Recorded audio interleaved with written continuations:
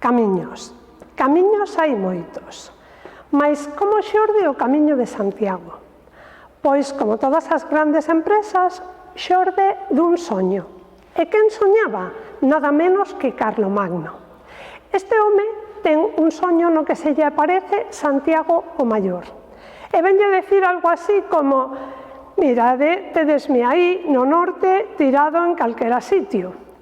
Este home ten que sofrer este soño 3 veces, polo menos.